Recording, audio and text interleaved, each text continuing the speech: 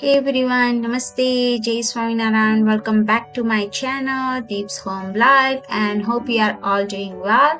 And if you are new here, please do subscribe my channel. So today we're making a masala buns that you can give it to your kids in a lunch box. Also, it's very delicious and super easy to make. So for this recipe, we have to prepare some masala. So take 1 tablespoon pav bhaji masala, half teaspoon garam masala, 1 teaspoon dhana jeera powder and half teaspoon salt to taste, and masala is ready.